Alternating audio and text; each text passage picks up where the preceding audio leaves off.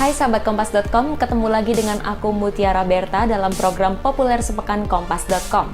Sebelum memasuki akhir pekan seperti biasa, mari kita ulas lagi informasi-informasi terpopuler sepanjang minggu ini.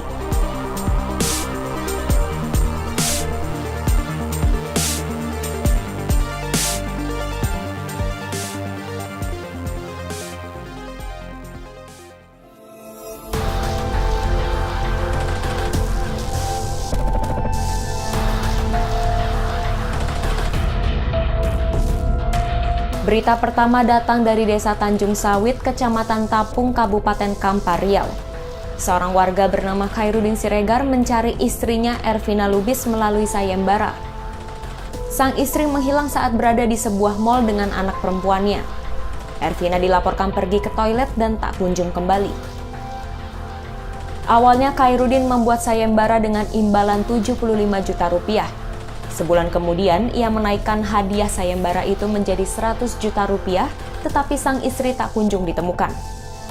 Akhirnya pria pebisnis sawit ini menaikkan lagi hadiah sayembara itu menjadi 150 juta rupiah. Ia kemudian menyebarkan kabar ini melalui media sosial, menghubungi para sanak saudara hingga membuat laporan kepada Kades. Setelah 3 bulan mencari, akhirnya Khairuddin menemukan sang istri di Jawa Timur pada Jumat 25 Juni 2021 sore. Seseorang memberitahukan padanya bahwa sang istri berada di sebuah pondok pesantren. Khairuddin mengaku telah memberikan imbalan tersebut kepada orang yang telah menemukan istrinya. Namun ia tidak menyebutkan nama orang yang telah menemukan istrinya tersebut.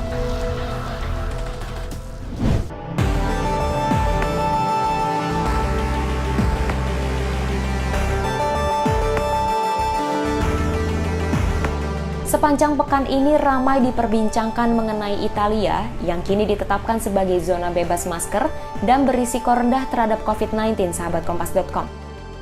Berita ini ramai diperbincangkan di tengah lonjakan kasus COVID-19 di Indonesia akibat varian virus corona. Dalam dekret yang mulai berlaku pada Senin 28 Juni 2021, 20 wilayah di Italia diklasifikasikan sebagai zona putih. Artinya, wilayah tersebut memiliki risiko rendah terhadap penularan COVID-19. Warga yang berada di wilayah tersebut pun tak diwajibkan memakai masker di luar ruangan. Para turis dari Uni Eropa, Inggris, Amerika Serikat, Kanada, dan Jepang juga diperbolehkan masuk lagi setelah sempat dilarang. Italia yang dulu sempat menjadi negara dengan kasus COVID-19 terparah di dunia, kini perlahan membaik. Kasus COVID-19 dan angka kematian di Italia turun dalam beberapa pekan terakhir. Selain itu, sepertiga penduduk Italia di atas 12 tahun juga telah disuntik vaksin. Meski ada kemajuan, Menteri Kesehatan Italia Roberto Speranza mendesak warganya untuk tetap waspada. Pemerintah Italia juga masih menerapkan jam malam dan jam buka restoran yang lebih pendek.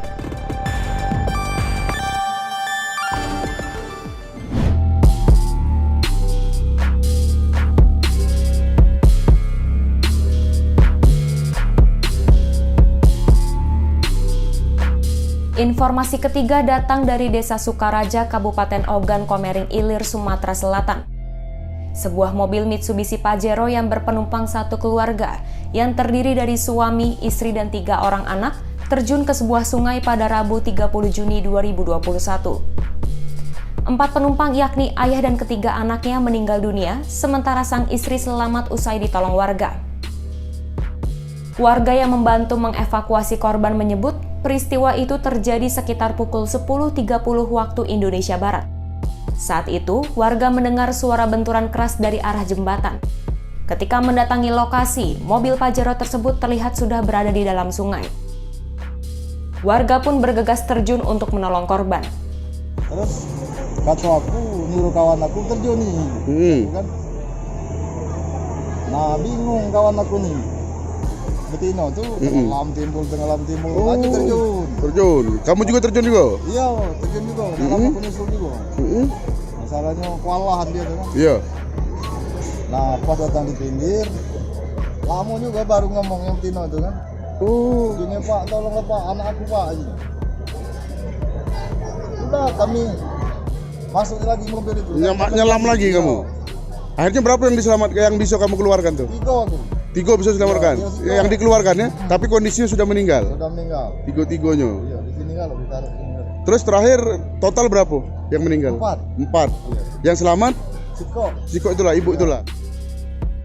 Menurut polisi, kendaraan tersebut diduga mengalami kendala teknis sehingga menabrak pagar jembatan dan terjun ke sungai. Hingga kini polisi masih melakukan penyelidikan lebih lanjut terkait kasus kecelakaan tunggal tersebut.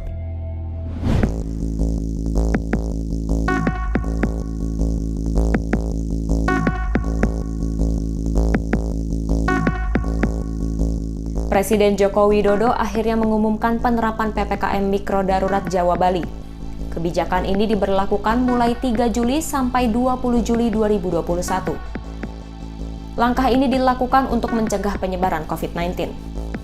Saya memutuskan untuk memberlakukan PPKM darurat sejak tanggal 3 Juli hingga 20 Juli 2021, khusus di Jawa dan Bali. PPKM darurat ini akan meliputi pembatasan aktivitas masyarakat yang lebih ketat daripada yang selama ini sudah berlaku. Kebijakan ini diumumkan usai Presiden Jokowi mendapat masukan dari sejumlah pihak seperti menteri, ahli kesehatan, dan kepala daerah. Selain itu, kondisi pandemi yang berkembang cepat dan munculnya varian baru ini juga menjadi alasan pemerintah membuat kebijakan yang lebih ketat dan tegas.